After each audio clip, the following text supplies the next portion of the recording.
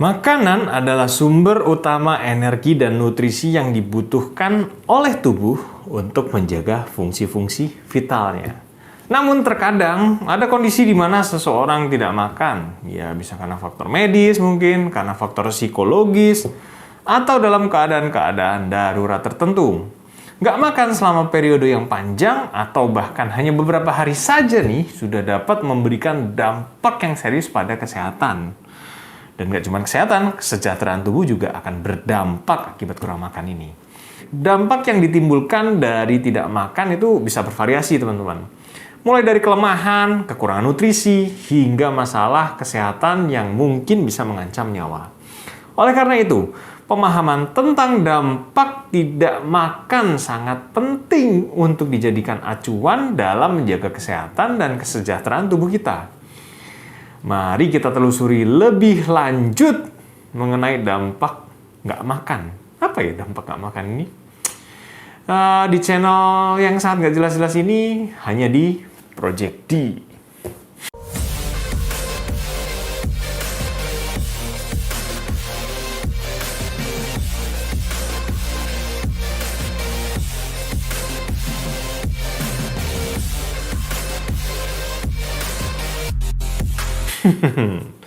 Dan sebelum tancap gas lebih lanjut, saksikan tutorial video yang dibuat oleh rekan saya. Bagaimana cara makan? Berikut adalah tutorial cara makan, teman-teman. Nah, begitulah tutorial cara seseorang makan. Menurut kalian, apakah tutorial ini bermanfaat dan memberikan edukasi? Silahkan tulis saja di kolom komentar. Nampaknya makin gak jelas aja ya isi channel ini. Tapi kayaknya itu yang kalian butuhkan kan? Ya, makan adalah suatu kegiatan yang sangat penting bagi kesehatan, bagi kehidupan manusia. Karena dengan makan, badan kita bisa dapat nutrisi, bisa dapat energi yang dibutuhkan supaya badan kita bisa berfungsi dengan baik. Dan kayaknya sebelum bahas lebih lanjut, saya mau jelasin beberapa manfaat yang didapat dari makan. Yang pertama adalah tentu saja menyediakan energi. Makan adalah sumber energi utama bagi tubuh manusia. Karena makanan yang akan kita konsumsi nih nanti pada akhirnya akan dipecah di metabolisme lah. Akan dirubah lah jadi gula. Nah, gula ini yang kemudian akan dipakai oleh badan untuk sumber energi, untuk beraktivitas lah intinya. Selain itu, makan juga menyediakan nutrisi, teman-teman. Yang namanya makanan itu pasti mengandung nutrisi, di mana nutrisi ini penting. Kayak vitamin, mineral, ada serat, dan nutrisi ini salah satu fungsinya ya untuk menjaga kesehatan tubuh kita, untuk memperkuat sistem kekebalan tubuh, dan mencegah penyakit infeksi. Yang ketiga, makan itu memperbaiki dan memperkuat otot dan tulang, teman-teman. Karena yang namanya makanan pasti ada protein, ada kalsium, ya ada zat gizi yang lainnya lah. Dan dalam makanan dan zat-zat ini akan membantu memperkuat dan memperbaiki otot dan tulang, khususnya protein dan kalsium tadi ya teman-teman. Keempat, makan itu meningkatkan konsentrasi dan daya ingat.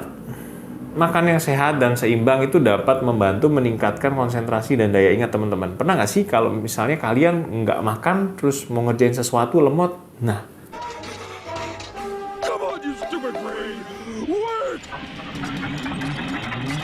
Nah, sama tuh kayak gue. Selain itu, makan juga meningkatkan mood dan perasaan. Makan makanan yang tepat itu sebenarnya dapat membantu meningkatkan mood dan perasaan. Karena secara nggak langsung, dari konsumsi makanan itu tubuh kita memproduksi hormon serotonin dalam otak. Pernah nggak sih kalian makan sesuatu yang kalian pengen, terus setelah kalian makan, terus mood kalian jadi bagus? Ya nggak sih? Dan makan juga itu membantu seseorang menjaga berat badan. Ya tentu saja dengan catatan makannya dalam gizi seimbang dan nggak berlebihan.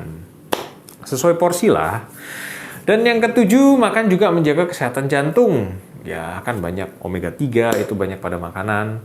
Pola makan yang sehat, seimbang itu sebenarnya ngebantu banget untuk jaga kesehatan jantung ya dan ngurangin resiko penyakit jantung. Namun penting diingat bahwa manfaat makanan itu baru dapat tercapai kalau misalnya kita konsumsi makanan yang sehat ya dan juga seimbang. Ini harus dicatat teman-teman. Dan masing-masing orang harus disesuaikan kebutuhan asupan makanannya karena berbeda-beda. Oke?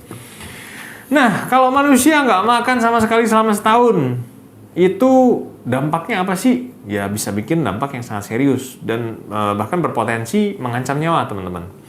Dalam kondisi seperti itu, tubuh kita itu mendapatkan nggak bisa mendapatkan asupan nutrisi, nggak bisa dapat energi untuk menjalankan fungsi-fungsi aktivitas kita sehari-hari. Nah, berikut dampak kesehatan yang mungkin terjadi jika seorang nggak makan selama setahun. Apa itu, teman-teman? Yang pertama, kekurangan nutrisi. Kekurangan nutrisi itu merupakan dampak yang cukup serius ya dari kelaparan jangka panjang. Karena kekurangan nutrisi ini dapat bikin berbagai macam masalah kesehatan. Contoh aja ini anemia. Ini ya kekurangan zat besi ya. Terus tulang-tulang pada keropos atau kita bilang osteoporosis. Kalau pada anak-anak ini bisa bikin gangguan pertumbuhan dan organ-organ kita mungkin bekerja nggak optimal, mungkin bisa rusak dan paling parahnya bisa menimbulkan kematian. Nggak cuma itu, tidak adanya asupan makanan akan menyebabkan berat badan kita akan turun. Ya apalagi setahun. Turunnya bakal drastis banget. Tanpa asupan makanan, tubuh akan mulai membakar cadangan lemak. Dan di otot kita ini sebenarnya ada cadangan energi. Itu juga dibakar nanti cadangan energi yang ada di otot. Dan ini akan bikin berat badan kita menyusut. Ya kalau lemaknya hilang sih ya syukur. Cuman kalau otot kita menyusut juga akan terganggu ya. Dan yang namanya makan nggak jauh-jauh dari minuman ya. Dan kalau kurang minum, kita bisa berdampak jadi dehidrasi, teman-teman. Karena kalau nggak cukup minum, tubuh kita akan kekurangan cairan. Nah, di mana cairan ini akan menyebabkan dehidrasi pada kondisi tubuh kita. Nggak cuma itu, fungsi otak kita juga bisa menurun, teman-teman. Karena kekurangan nutrisi ini dapat mempengaruhi fungsi otak dan menyebabkan masalah kita dalam mengambil keputusan. Masalah kognitif kita juga terganggu itu. Kayak badan kita juga jadi lemas, kita jadi kadang-kadang ngeblank, kebingungan. Dan dampak berikutnya yang dapat muncul adalah kehilangan massa otot. Kayaknya ini tadi sudah sempat saya singgung sebelumnya ya. Kekurangan asupan makanan ini dapat bikin massa ototnya hilang. Karena tadi cadangan energi yang ada di otot akan dipecah. Dimana otot ini kan sangat berfungsi untuk melakukan aktivitas sehari-hari ya. Kayak jalan kita manfaatkan banyak otot. Dan ini akan mengganggu. Dan yang keberapa ya yang berikutnya? Kayaknya yang keenam deh. Kekurangan asupan makanan itu bisa bikin gangguan pencernaan. Contoh yang paling gampang yaitu sembelit. Dan jangan lupa, kalau kita kekurangan makanan itu bisa terjadi penurunan daya tahan tubuh dan resiko penyakit infeksi pun, resiko terpapar penyakit infeksi itu pun meningkat sebenarnya. Ya, masalah terakhir yang mungkin dihadapi adalah masalah kesehatan mental, teman-teman. Kelaparan kronis itu dapat menyebabkan masalah kesehatan mental kayak depresi, kecemasan, dan gangguan mental lainnya. Dan pada akhirnya sebenarnya kalau sampai nggak ada lagi yang bisa dibakar, bisa bikin seseorang mengalami kematian. Hal ini terjadi karena kelaparan yang kronis, yang panjang, yang parah banget, dan sampai kekurangan nutrisi, sampai nggak ada lagi yang dibakar, sampai nggak ada lagi yang dipakai buat menjalankan fungsi organ-organ tubuh, bahkan otak kita, yaitu seorang bisa mengalami kematian. Oleh karena itu teman-teman, penting banget buat jaga asupan makanan yang cukup dan juga harus seimbang. Untuk menjaga, untuk apa? Ya untuk menjaga kesehatan dan kesejahteraan tubuh kita. Jangan abaikan sinyal tubuh yang meminta makan, ya. Dan yang harus dipastiin itu sebenarnya konsumsi makanan yang kaya akan nutrisi dan sesuai dengan kebutuhan tubuh. Dan ingatlah bahwa kesehatan tubuh ini investasi ya, yang sangat berharga. Dan menjaga pola makan itu salah satu cara yang dipakai buat jaga kesehatan kita. Dan jangan lupa tetap ikutin terus perjalanan channel Project D. Ya makin lama makin nggak jelas waktu uploadnya.